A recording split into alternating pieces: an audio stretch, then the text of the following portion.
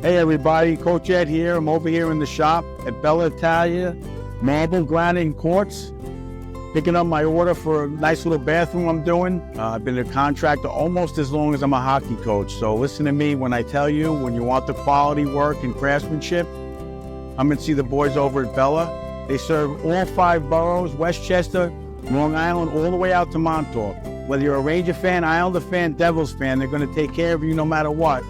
Make sure you give them a call, 516-561-1018. Let's go, Rangers.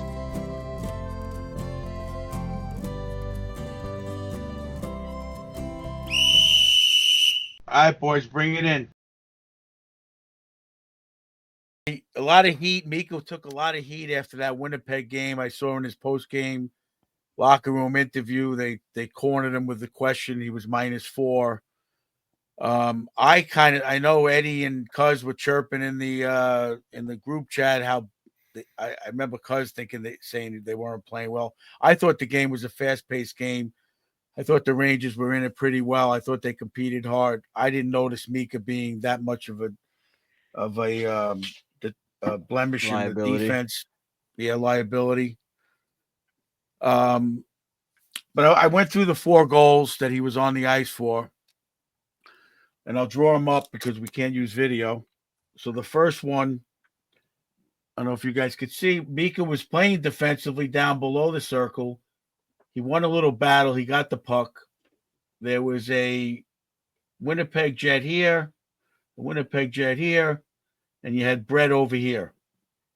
So Mika ended up getting a checker on him, so he turned and he chipped it up the wall. At that point, Panarin spun around, put his back to the play, and faced this guy.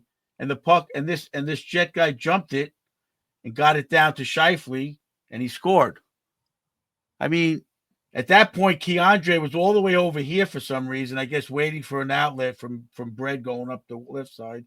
And Fox was over here, let his guy go on that, and didn't get over quick enough. He ended up spinning around covering Scheifele, but it was too late. So you want to give Mika a negative on that play? I don't see it 100%. Maybe he could have went higher off the glass and out of the zone. But when you're playing with a guy like Panarin, you look to get him puck on the wall. He was open, Panarin, but he just wasn't facing Mika. So to me, it was in our zone. There was a breakdown here. There was a breakdown here. This wing was already out of the zone. So they left this area alone. Mm-hmm. That's my number one concern when I coach defensive zone hockey. Never leave the zone early. Protect the high slot. And that wasn't done. That wasn't done by number 1, number 2, and number 3. And pucks off the wall out of the zone. I mean, he could, like I said, Brett was open. There was a player here and here. This Jet player was out of the zone, and when the puck got by me, Brett, he came in and kept it in and got it down low. So he wasn't even pinching early. So again, I got to fault Brett a little bit on that. Mika's chipping it off the wall to him for a little breakout, and he was that. I don't want to say he was lazy. He was that typical Panarin where it looks like he's being lazy. I don't know what the word is. I guess lazy. Overconfident. I think the takeaway here on the first one, and I was at the Winnipeg game, so I kind of had a lot of the same view to these as everyone else that was there, and then you guys watch from home. I had a lot of notes on the Broadway Breakdown Instagram in the aftermath, but it's an overall lack of team structure as a 5-man unit that's been killing this group the last couple weeks. It reminds me of that stretch last January, February when they went out west and played like crap for a couple weeks there. They're not defending as a unit. They're not helping each other exit the zone as a unit, but it does really seem and feel like, Mika and Miller and a couple others have been in the middle of that as a recurring theme the last stretch as well. Yeah, I wish I had a graphic because Coach Ed 1, analytics 0. Meaning what? I don't know. He doesn't get a minus for that, whatever you want to say. Well, yeah, they did discuss that a couple of weeks ago, and I think Val Kett was talking about it. I don't know. To me, that's a team defense situation. By the way, that's Keandre -1. It's been a tough. It's been a lot of that. It's been tough. I'm just gonna say. But is he partially at fault for that as well, or are you defending? You're only defending Mika on this play. Him being all the way over here out of the play. Oh, that was Keandre? Okay. He was all the way over here. All right. Kreider's Then not you on see that him line trying anymore, to come but back late. What he was Yeah, the doing K. over here, I don't really know. That's Mhm. tough. Because Fox had to play that guy in the corner, so he should have been shading here. He should have been over here. Right. You know, you don't leave the zone early in a tight game against one of the best, not one of the best, the best team in hockey right now. Mhm. You know, that's how I look at it. I mean, that should be in your mind. First of all, it's like I tell my kids, he has the speed to get involved in the play from any area of the ice. He doesn't have to cheat. Mhm. So by him leaving the zone early is an automatic no to me. That's how I look at it. So I'm not faulting Mika on that play. I'm sorry. He was in position. He made a play on the puck. He boxed the guy out, made the play up the wall, and there was 3 other guys that broke down on that play. That's my opinion. Cuz will say that I'm defending him. I never want to blame Mika, but that's how I look at it. Well, no. Now you're putting pen. Now you're putting pen to whiteboard, and you're proving it. So what do you got next? All right, goal number 2. If I remember correctly, I watched the video before. This is going on offense now. The Rangers are on offense going this way. Mhm. So that's the Mika offensive had the zone. puck. Yeah, Mika had the puck down here. He did a little pivot. He went to make a dish across. He fanned on it and went off the heel of his stick. Mhm. Again, you want to blame him for that? These things happen. I believe Winnipeg went down in a 2-on-1. Again, Keandre went down with his body to block the pass. They dished it across. The other guy came in. It was a give and go and a tap in. I'm just stating what happened. That's -2. For Keandre. By the So way, yes, Mika doesn't by make the a great way- pass. And for listeners, I'm sorry. You should definitely check this out on YouTube. Coach's Corner will be posted as a separate video this Friday. But yeah, Mika had the puck along the right wall in the right down low face-off below circle. down low by the dot, not up by the blue line, which is a no on a drop pass or anything like that. He fanned on the play. Now I apologize for not watching. I did watch the video over and over to try to see what everybody was doing, but Keandre was chasing back as usual. So that leads me to believe he made a mistake in no man's land somewhere around here. Trouba was out of position as well, Mhm. and they were both heading back south hard. Yeah, there's the I believe 2-2-on-1s in the game. That one in particular, to your point, Coach, Miller got stuck on the island against Kyle Connor, which I'd rather be digging ditches on the side of the highway than having to defend Kyle Connor at this point because the guy's lights out. But actually, Nick, you make a good point. Now you remind me of the play. I apologize. This wasn't the play. This was goal number 3. Mm-hmm. Connor came down the wing. Miller had him covered. It was kind of a goal that I thought Igor could have saved. It's frustrating on that one because it felt Miller plays the pass, but Trouba comes from the far board and catches up to the play. So there's really not a pass on. So it feels like you got to step to the shooter and close Connor. Yeah, Igor definitely maybe. I mean, come on. The shot was from about up here, wasn't it? Yeah, I mean, he'd tell you he wants that one back, but in deference to Connor, he's like got the release of Primal Ovechkin at this point. The guy can just rip it. Oh, he's amazing. Tip of the cap a little bit on the play. It's tough. Like, I think everyone's kind of damned if they do and damned if they don't on that play. But Mika breaks his stick at the far end. Tough break, but he almost feels like, if I remember correctly, again, I don't remember 100% on this play, but I believe here they had a lot of zone time, and rather than taking a shot, it's an overpass, overplay situation, which has been a lot of his problem in the O-zone lately. Lack of confidence, it feels like. Yeah, I mean, again, it was a breakdown at all ends. You know what I'm saying? Can you blame him for this goal? He was a minus. Like you said, Kyle Connor's a world-class goal scorer right now. He's on fire. And top of the circle, a little lower than top of the circle, wrist shot. It's a tough one. I don't think it was deflected. And Keandre, I apologize on that. Keandre was back here. He was shading towards the middle. I think he had the stick in the passing lane and then kind of decided to shoot it.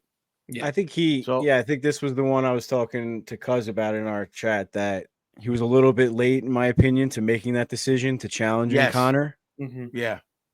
And I thought it looked like he got a piece of it, which is a big no-no to me, because at least as a defenseman, you either have to get all of that or none of it. You have to give Igor the shot, or you have to block it, which Keandre didn't do any of, and he just simply deflected it. It looked to me like he deflected it. Maybe he didn't, but I agree with Coach. I think it was a savable shot. But if he deflected it, it's not. You got to put that on Keandre. He's got to make that decision earlier to step into Connor and take that shot away, or just stick with taking the pass away.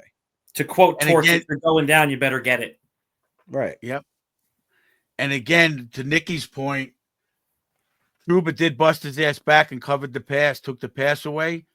Again, where was the awareness by Keandre not seeing Trouba busting it down? You know, the focus, he has a focus. He's got blinders on. He sees one thing, to me. And if you watch him play, that's what happens. So, yeah, if you see Trouba busting it when he crosses the blue line, then you're allowed to chance it and gamble and get over, because the goalie sees Trouba busting it also. Right. You know, we go over this stuff all the time with the goalies and the back checking. If the goalie sees back pressure and the weak side covered, he can challenge. So Igor's got to hesitate a little bit on that, leave the short side open, because he's trying to lean towards a pass. And if they see that happening, you know, that's what the whole play's reading. So I don't know. Can you give Nicky? Would you give Mika a bad mark on that play? You're blaming it on him on a broken stick pass? I mean, it's frustrating. Having been there that night, kind of to your point earlier, Coach, before you did the first breakdown of the first goal, I didn't think they were so terrible offensively that night. They generated a lot of chances against an elite goalie in Hellebuck, and they did enough, in my mind, to at least get a point out of the game. But the self-inflicted wounds that come from Mika's mistakes, which some of it's just overplaying pucks and overcommitting to things, I would give him one here, to be honest with you, because he passed up a better chance, I think, instead of trying to force a pass that's not on against a defensively responsible team like Winnipeg. I'm a little frustrated with him on that play. As a whole, the game was all about defensive mistakes as a group, like you said earlier. You know, it felt like small margins against a team that is excellent. You know, you just can't get away with it. They did the same thing against Florida. Yeah, you have to get that puck behind the net. That's probably the better play, and wait for the opportunity instead of trying to force a pass cross into the high slot. Yeah. Yeah, and again, you have to be aware of what line you're out there against. When you're out there against Connor, and if Scheifele's out there, these guys buzz and they go down ice quick. You don't want to give that. You don't want to give that high slot giveaway where they're breaking down ice. It was a hard that's a 50 too, because it's end of period in a 2-2 game, late second. Like situationally, know where you're at. Yeah, true. We tell our kids on Stony Brook to play that one safe. I think, Coach. I think without a doubt. You know, without a doubt, you either got to get a shot on net or try or tuck it or chip it into the corner. Something at that point. Keep it behind the net. Keep it in their zone for the last minute and a half, whatever time it is. Don't give them the 200 feet. Not a team like that. I agree. All right, so we'll give Mika the minus on that one. All right, so 1-1. You skipped that. Was the third goal? You made a mistake, you said, or what? Yes. The third goal is what I'm talking about. The third goal. I'm giving Keandre a minus on both of them, though. Yeah. Poor Key. It's tough out here. Hey, if he's doing, look, I said it last week. When he did good in the playoffs that year, I was ready for him to bloom. I loved him, but he's going I will save my key thoughts for the deep pair segment. I know it's in the rundown. Okay. So I'll wait. I'm with you. You're right. All right, so on this play, this was a defensive zone play. So the Rangers are going this way. Igor's here. The puck goes out up to the point. Mika goes to cover his man that was coming off the wall. You had a Winnipeg guy here. This guy's coming up here. Mika goes to cover him and gets picked by another Winnipeg guy. So this guy curls around. He gets picked. I think the puck came down low, and this was the tap in on the weak side. Mm-hmm. What happens was Trouba goes up to cover this guy that Mika gets picked by, goes up with him. Keandre's left in no man's land. The puck comes down to this gentleman here. Key goes to go here, and he goes there, tapping. Mm-hmm. That was a tough one. It was a pick play. I think Trouba made the wrong read on that. I don't think Trouba should have went up as high, personally. And he left Keita hung out to dry down here. And then he has to make that decision. He's got to go down and try to take that pass away. He kind of got caught. I think he stopped, went that way, then this way. You know, he's not that kind of a decision-making guy. You know, Girardi makes that play hands down. The decision's made right away. And again, we always tell our defensemen, make the decision and stick with it.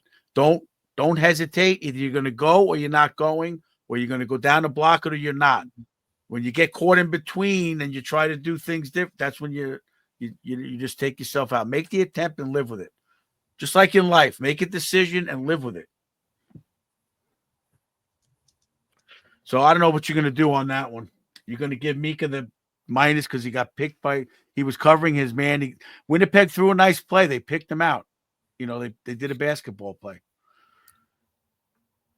I think what's frustrating there in that sequence is that it feels very willing to play on the perimeter from the whole group. You know, let them get to the house. You get picked off. I get you get picked off. It happens, but I'd rather you step to the first guy there coming out of the circle if the play's on. The play to me is he gets picked, and now he's got that guy. Trouba's got to read that and go to the guy coming this way. That's my opinion. You know, that's team defense. Yeah, I was going to say Meek is on his man. If they're going to run the play and pick him, just like in basketball, you got to switch. Right? Isn't that what, I'm not a big basketball guy, but I've known enough where if your guy gets picked, then you got to cover the guy that's coming around.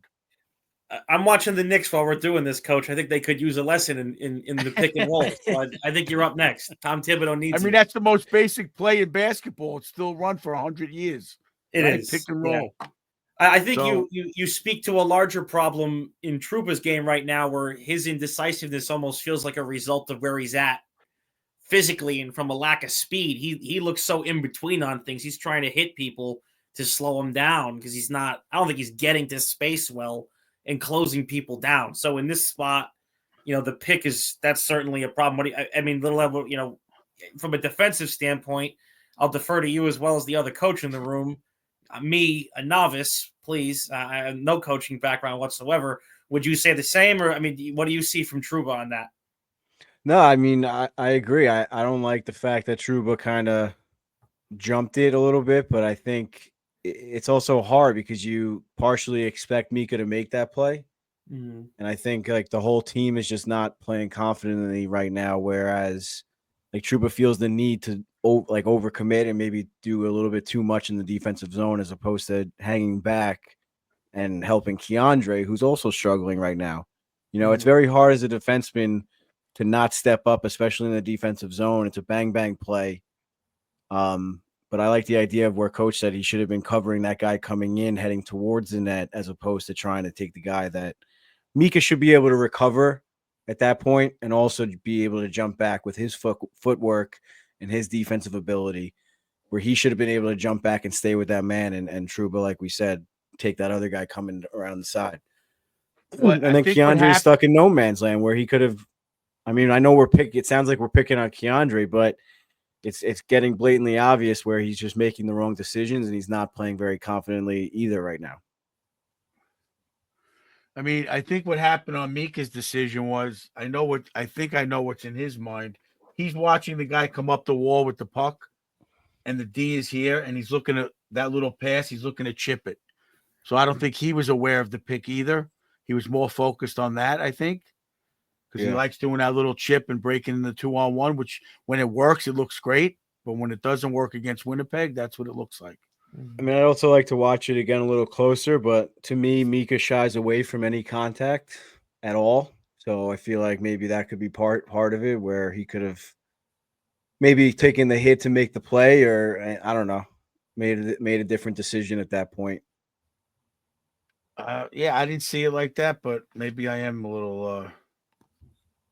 little nice.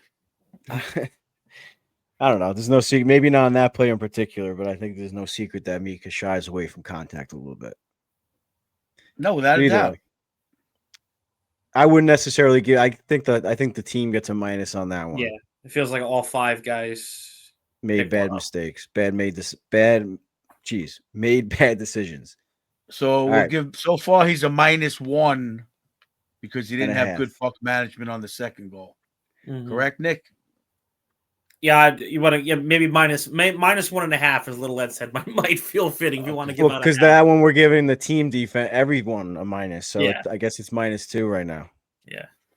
All right. Now the fourth goal he was on for was the empty netter, so that's not even supposed to be a minus. When we talked to Mike Kelly, Right. That's an odd man. That's a what do you call it? Special teams type of goal.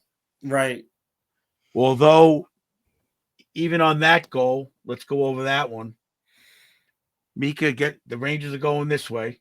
No goalie. Mika gets the puck. He has a good keep in at the point. Winnipeg clears it. He turns. Now the Rangers have 6 skaters on the ice. No one in this area. There was 16 seconds left. So Mika's instinct is, let me turn. And what would you do? Fire the puck on net. He fires it on net. There's no Rangers here. I think the nearest Ranger was here. There was 3 Jets. He took the puck and sent it down. 60. I mean, if there's a full minute and a half, then yeah, the players get it around the wall, make a play. Sure. But 16 seconds left. His instinct is, let me get it to the net, get a rebound. They got 2 goals on rebounds with Hellebuck, so it's not a that's hopefully in his mind. Yeah, and that's so if there was a plus minus on this, which there is technically, but I don't give it to him on that either with the clock management and the situation. Yeah, I agree with you on that one. 5-3 in that spot too. I mean, the game was dead. They weren't. I think I was on my way to the train. So. All right. Well, that's the situation. I mean, again, I've been preaching this all year that their team defense is very shaky at times, and you're not gonna. And when you play a team like Winnipeg, the higher teams in the league, they got to wake up. They got to be on point. Like you said, the puck management. They can't make those passes. It's what I argue about with Panarin all the time. The puck's got to be in the zone behind the net. That open play is going to come. Not every play is a pass in the cross crease or east-west, as Valley says. You got to work it. Then you can make the east-west when you get them scrambling. But you got to get the other team to make those decisions in no man's land. Yeah, no,